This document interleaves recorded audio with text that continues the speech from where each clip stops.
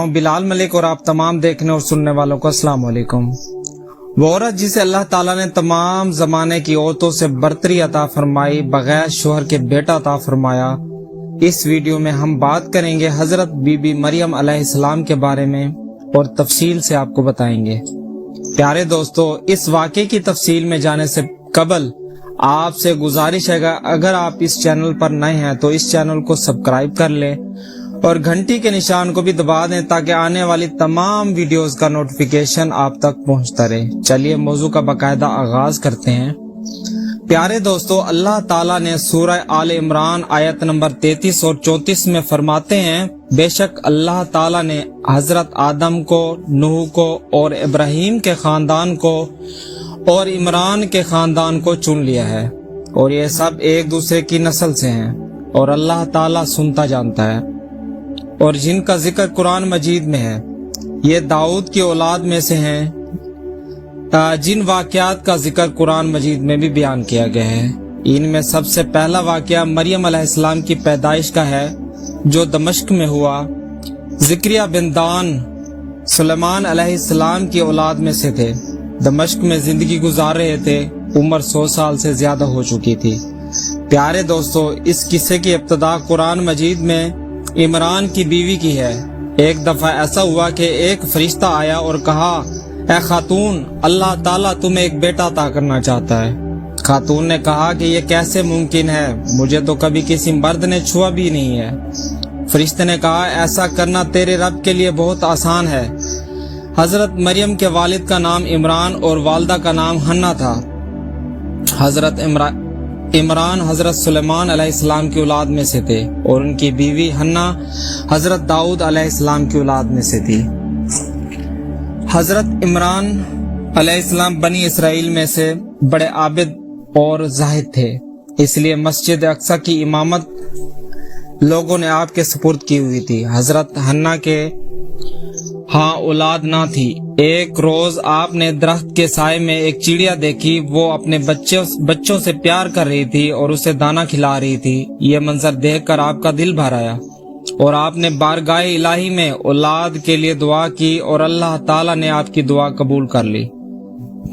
پیارے دوستو، حضرت مریم کی پیدائش سے قبل آپ کی والدہ نے منت مانی کہ اپنی اولاد کو بیت المقدس کی خدمت کے لیے وقف کر دے گی۔ بنی اسرائیل کے ہاں یہ روایت تھی کہ جو بھی لڑکا پیدا ہوتا اسے اللہ تعالیٰ کی نظر کر دیا جاتا تھا۔ وہ نہ تو شادی کر سکتا تھا اور نہ ہی دنیاوی مشاغل میں دلچسپی لیتا تھا، صرف وہ عبادت میں مشغول رہتا۔ لہٰذا حنا نے اللہ تعالیٰ سے بیٹے کی التجا کی تھی، لیکن ان کے ہاں بیٹے کی بجائے بیٹی کی پیدائش ہوئی۔ حنا نے بیٹی کا نام مریم رکھا، اور مریم کے معنی خادم کے ہیں، کیونکہ مریم کو مسجد اقصی کی خدمت کے لیے وقف کر دیا گیا تو اس حساب سے یہ نام قابل موضوع تھا۔ پیارے دوستو، آپ کے والد آپ کی پیدائش سے قبل ہی وفات پا گئے، اس لیے آپ کی والدہ حنا نے آپ کو ایک کپڑے میں لپیٹ کر بیت المقدس کے علماء کے سامنے پیش کر دیا تاکہ وہ اسے اپنی کفالت میں لے لیں، اور اس کفالت کا ذمہ حضرت زکریا کے ذمہ آیا، اور اللہ تعالیٰ کی منشا کے مطابق کفالت کے لیے حضرت مریم کو حضرت زکریا کے سپرد کر دیا گیا۔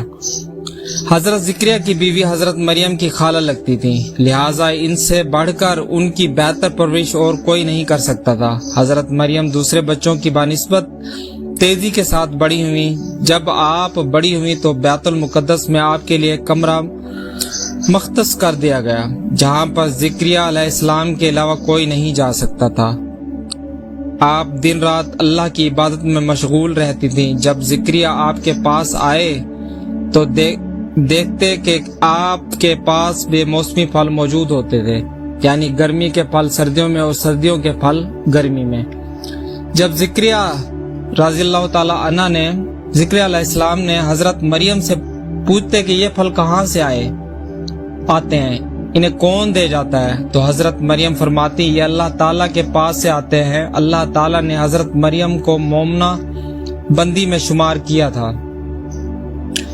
جبکہ سورہ آل عمران میں ارشاد ہے، اور جب فرشتوں نے کہا کہ اے مریم اللہ نے چن لیا ہے تمہیں، اور خوب پاک کر دیا ہے اور پسند کیا ہے تمہیں سارے جہاں کی عورتوں سے۔ اے مریم خلوص سے عبادت کرتی رہو اپنے رب کی۔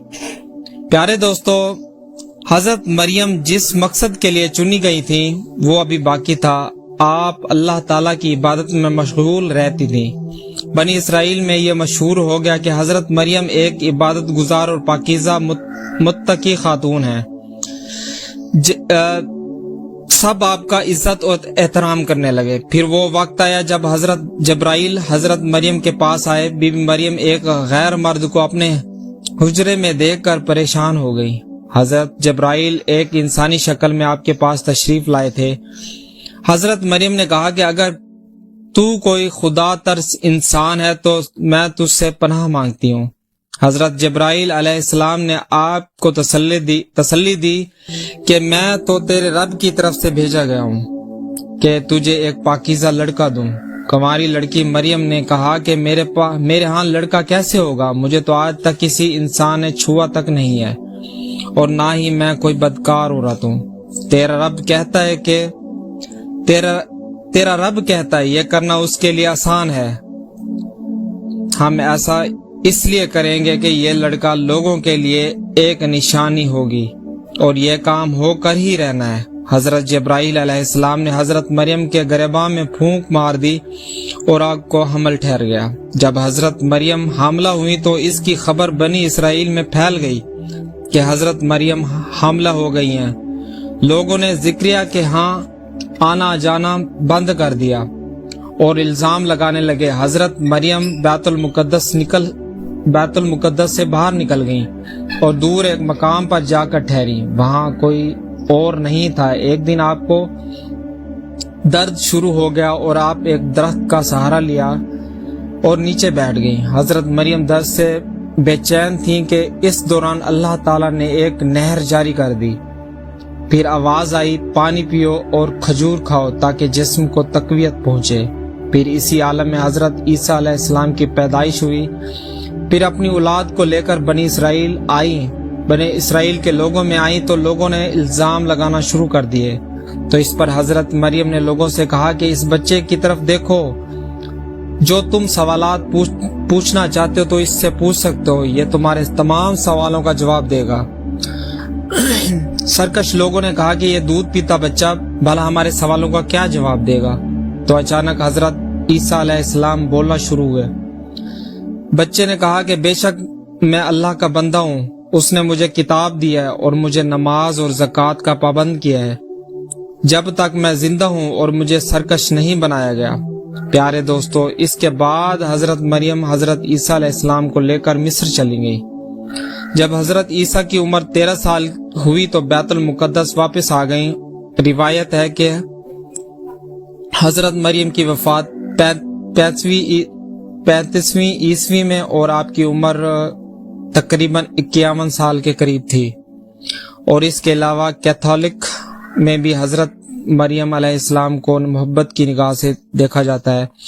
آپ وہ واحد خاتون تھی جن کا ذکر قرآن مجید میں بھی درج ہے اور بائبل کے پرانے عہد نامے میں بھی موجود ہے۔ سورہ مریم کی 16 سے 26 تک اور سورہ آل عمران کی 42 سے 43 تک ان آیات میں سے یہ حصہ لیا گیا ہے جو آپ کے سامنے پیش کیا گیا ہے۔ پیارے دوستو، اگر آپ کو ویڈیو اچھی لگی ہے تو ویڈیو کو شیئر کریں، اگر چینل پر نئے ہیں تو چینل کو سبسکرائب کریں اور کومنٹ میں اپنی رائے کا اظہار ضرور کریں۔ آپ کے دل میں بات ہے وہ آپ کریں اور اگر کہیں پہ ہم کوئی غلطی کر رہے ہیں تو اس کا بھی وہاں پر ازالہ کیا جا سکے۔ جزاک اللہ۔